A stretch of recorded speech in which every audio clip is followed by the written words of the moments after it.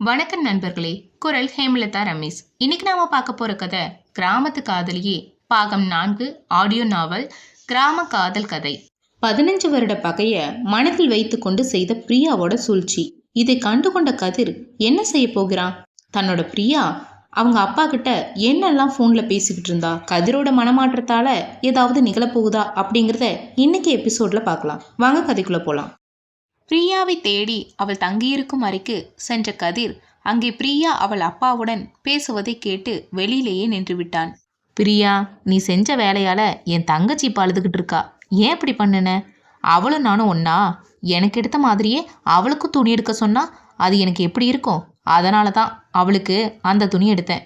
இதெல்லாம் ரொம்ப தப்பு பிரியா. அந்த பவித்ரா பாவம், அம்மா அப்பா இல்லாத பொண்ணு. எல்லோருக்கும் நல்லதாக செஞ்சுட்டு அந்த புள்ளைய ஒதுக்கி வச்ச மாதிரி பண்ணிட்டியே.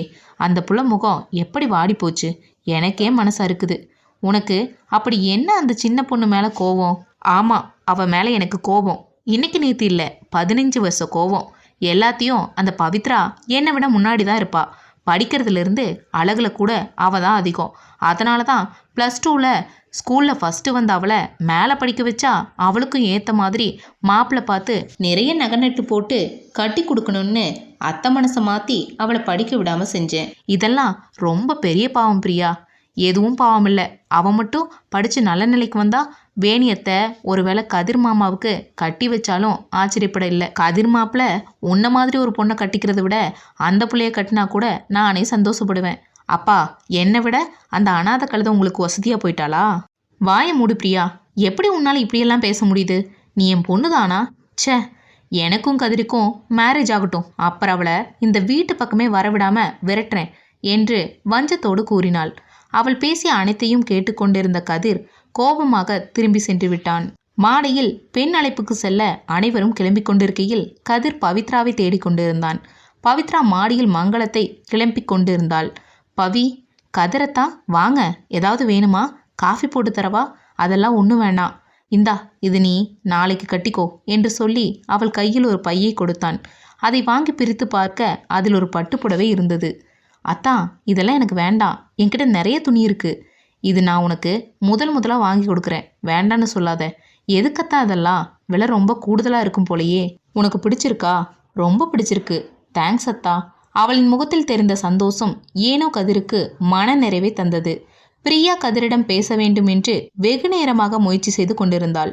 ஆனால் அவள் அருகில் வரும்போதெல்லாம் வேலை இருக்கிறது என்று சொல்லி நடுவிக்கொண்டே இருந்தான். பெண் அழைப்புக்கு செல்ல அனைவரும் வேனில் வந்து உட்கார்ந்து விட்டனர். கடைசியாக பவித்ரா வந்தாள்.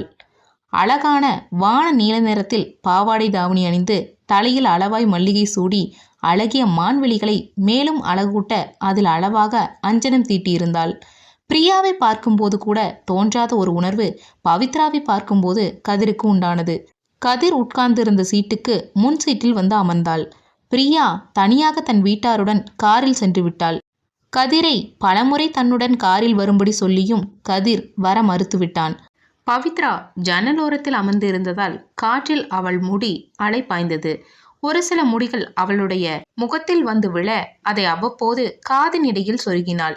காதில் அணிந்து இருந்த சிறிய ஜிமிக்கி கம்மல் அழகாக ஆடிக்கொண்டிருந்தது. தன்னை மறந்து அவளை ரசித்து கொண்டிருந்தான். அருகிலிருந்த பரணி இதை கவனித்து கொண்டே வந்தான். பெண் வீடு வந்ததும் அனைவரும் இறங்கினர். கதிர் வண்டியிலிருந்து இறங்கியதும் பிரியா பின்னால் ஓடி வந்து அவனை தடுத்து நிறுத்தினாள். கதிர், என்னாச்சு உனக்கு? ஏன் என்கிட்ட சரியா பேச மாட்டேங்கிற? அப்படியெல்லாம் ஒன்றும் இல்லை, நிறைய வேலை இருக்குது. கல்யாண வீட்டில் எவ்வளோ வேலை இருக்குன்னு உனக்கே தெரியும்ல. அதுவும் என் அண்ணனோட கல்யாணம். எல்லா வேலையும் நான் தான் இழுத்து போட்டு செய்யணும். அதை விட்டுட்டு உன் பின்னாடி சுற்றிக்கிட்டு இருக்க முடியுமா என்று சொல்லிவிட்டு உள்ளே சென்றான். தன்னை முதல் முறையாக அவமதித்து செல்வதை பிரியாவால் ஏற்றுக்கொள்ள முடியவில்லை. கல்யாணம் முடியட்டும், அப்புறம் இவனை கவனித்து கொள்ளுவோம் என்று கோபமாக அவளும் உள்ளே சென்று விட்டாள். உள்ளே மணப்பெண் கார்த்திகா பரணியை கண்டதும் வெட்கத்தில் தலை குனிந்தாள். பரணிக்கு அவள் தன்னை நிமிர்ந்து பார்க்க மாட்டாளா என்று தவித்தான். பவித்ரா மெதுவாக கார்த்திகாவின் அருகில் வந்து நின்றாள். பார்த்ததுமே கார்த்திகாவிற்கு பவித்ராவை பிடித்து விட்டது. வேனில் அமரும் போது பவித்ராவை தன் அருகில் உட்கார வைத்து கொண்டாள். இந்த முறை கதிர் வேனில் இடம் இல்லாததால் வேறு வழி இல்லாமல் பிரியாவின் காரில் சென்றான். காரில் வந்து அமர்ந்ததிலிருந்து கதிர் ஒரு வார்த்தை கூட பேசவில்லை. பிரியா கண்ணாடி வழியாக கதிரை பார்த்து கொண்டே வந்தாள். அவள் மனதில் ஏதோ தவறாகப்பட்டது. அனைவரும் மண்டபத்தில் வந்து இறங்கியதும் கதிர் வேகமாக காரிலிருந்து இறங்கி மண்டபத்திற்குள் சென்றான். கார்த்திகா வேனிலிருந்து இறங்கியதிலிருந்து பவித்ராவின் கையை பிடித்து கொண்டே நடந்தாள். லீலாவும் என் அண்ணி என்ற உரிமையுடன் இன்னொரு கையை கெட்டியாக பிடித்து கொண்டாள். அனைத்து சடங்குகள் முடிந்ததும் அனைவரும் சாப்பிட சென்றனர். இரவு உறவினர்கள் மட்டுமே இருந்ததால் அவர்களுக்கு இரவு உணவு ஏற்பாடு செய்யப்பட்டிருந்தது. எல்லோரும் சாப்பிட செல்ல கார்த்திகா பவித்ராவை சாப்பிட அழைத்தாள். ஆனால் பவித்ராவுக்கு எப்போதும் முதலில் சாப்பிட்டு பழக்கமில்லை. அதனால் பசிக்கவில்லை, பிறகு சாப்பிட்டுக் கொள்கிறேன் என்று மறுத்துவிட்டாள். பரணியும் கார்த்திகாவும் ஒன்றாக சாப்பிட அமர்ந்தனர்.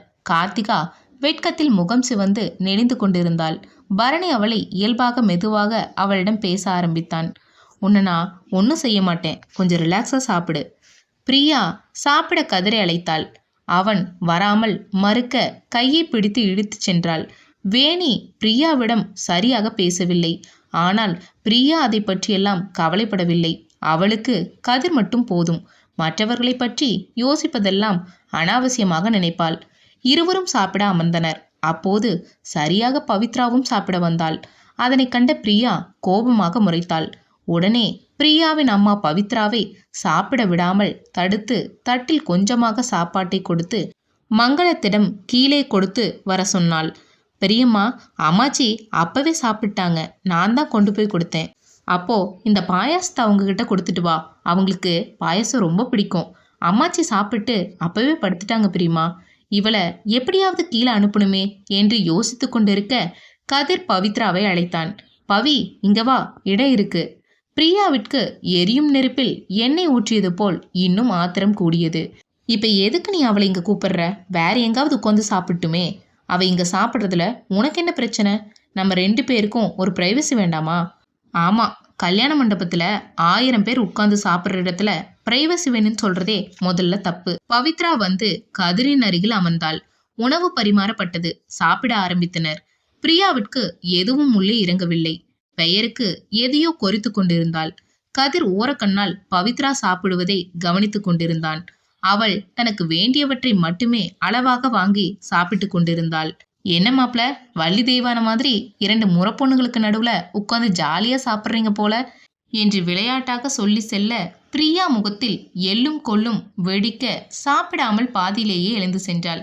பவித்ரா அதையெல்லாம் கண்டு கொள்ளாமல் உணவை ருசித்து சாப்பிட்டு கொண்டிருந்தாள்.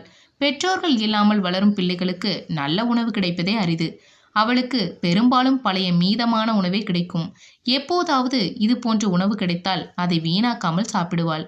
பிரியாவின் இலையில் நிறைய உணவு பதார்த்தங்கள் அப்படியே இருந்தது.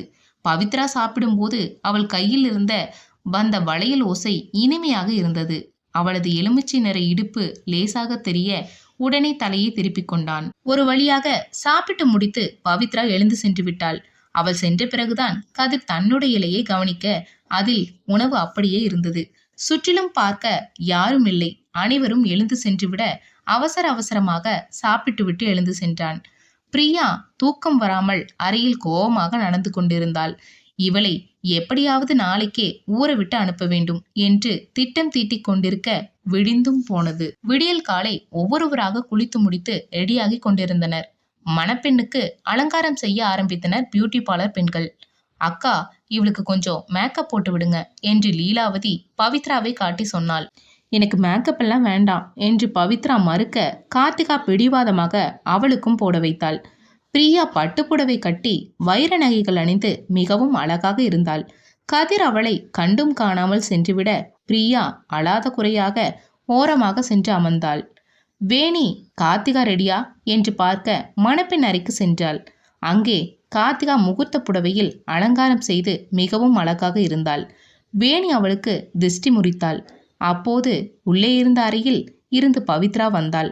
பட்டுப்புடவையில் அளவான ஒப்பனையுடன் தங்க சிலையாக வந்து நிற்க ஒரு நிமிடம் வேணி ஆடிப்போனாள்.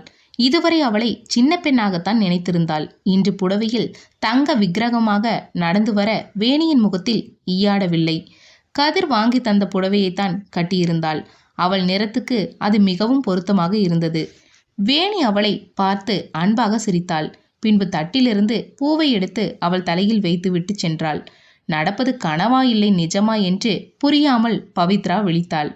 மணப்பெண்ணை மேடைக்கு அழைத்து வர சொன்னதும் பவித்ரா மற்றும் உடன் லீலா மற்றும் சில பெண்கள் மணமேடைக்கு அழைத்து வந்தனர். கதிர் வேஷ்டி சட்டையில் ஆணழகனாக ஜொலித்தான். மண்டபத்தில் இருந்த அனைத்து வயது பெண்களின் கண்களும் கதிரை சுற்றி சுற்றி வந்தன. ஆனால் அவனோ அவளின் தேவதையை காண தவம் கிடந்தான். மணமேடைக்கு பவித்ரா வந்ததும் அவள் அழகில் செத்தே போனான். இதுவரை அவளை பார்க்கும் போதெல்லாம் தோன்றிய உணர்வுக்கு பெயர் தெரியாமல் தவித்தவனுக்கு இப்போது விளங்கியது அவள் இவனுக்கானவன் என்று. ஐயர் கெட்டிமேளம் என்றதும் பரணி தாலியை வாங்கி கார்த்திகாவின் கழுத்தில் கட்ட 3வது முடிச்சை லீலா போட்டாள். ஒவ்வொருவராக மணமக்களை வாழ்த்தி பரிசு பொருட்கள் கொடுத்து புகைப்படம் எடுத்து கொண்டிருந்தனர். வரவேற்பெல்லாம் முடிந்து அனைவரும் வீடு வந்து சேர்ந்தனர். மணமக்களுக்கு பால் பழம் கொடுத்து சம்பிரதாயங்கள் எல்லாம் முடிந்து முதலிரவுக்கு அலங்காரம் செய்து அறைக்குள் அனுப்பி வைக்கப்பட்டனர். அடுத்த நாள் காலை ஒவ்வொருவராக தங்கள் வீட்டுக்கு கிளம்ப ஆரம்பிக்க பவித்ராவும் தன் துணிகளை பையில் அடுக்கி கொண்டிருந்தாள். அப்போது 8 வயது சிறுவன் ஒருவன் வந்து அவளை கீழே அனைவரும் வர சொன்னார்கள் என்று சொல்லிவிட்டு சென்றான். மங்களமும் பவித்ரா கூடவே வந்தாள். பவித்ரா வந்ததும் பிரியாவின் அம்மா மீனாட்சி தான் பேசினாள். இங்கே வாமா பவித்ரா. பவித்ராவும் அவள் அருகே போய் நின்றாள். கல்யாணத்துக்கு வந்த என் தூரத்து சொந்தக்காரவங்க உன்னை பார்த்துருக்காங்க. அவங்களுக்கு உன்னை ரொம்ப பிடிச்சி போச்சு. அதனால அவங்க பையனுக்கு உன்னை கேட்குறாங்க. நீ என்ன சொல்ற? எதுனாலும் பெரியவங்க என் அத்தை மாமா அம்மாச்சி என்ன சொல்கிறாங்களோ அதான் என் முடிவு. உன் அத்தை மாமா கிட்ட எல்லாம் பேசியாச்சு. அவங்க உன் சம்மதம் முக்கியம்னு சொல்லிட்டாங்க. பையன் தனியார் பேங்க் கிளர்க்கு. சொந்த வீடு 6 ஏக்கர் கழனி கிடக்கு. கூட பிறந்தவங்க யாரும் இல்லை. அப்பனும் தவறி 6 மாதம் ஆச்சு. உன்னைய ராணி மாதிரி வச்சு பார்த்துக்குவாங்க. என்ன சொல்ற? மங்களமும் தன் பேத்திக்கு கடவுள் கண் திறந்து விட்டார் என்று மனம் குனிந்து சம்மதம் தெரிவித்தாள். அப்போ அவங்களை இன்னைக்கே வர சொல்லிடுவோம். எதுக்கு மீனாட்சி இவ்வளோ அவசரம்? அவங்கள பொறுமையாவே வர சொல்லு என்றார் ராமலிங்கம். இல்லைன்ன, இன்னைக்கு நாள் நல்லா இருக்கு. பவித்ராவும் ஊருக்கு போயிடுவா.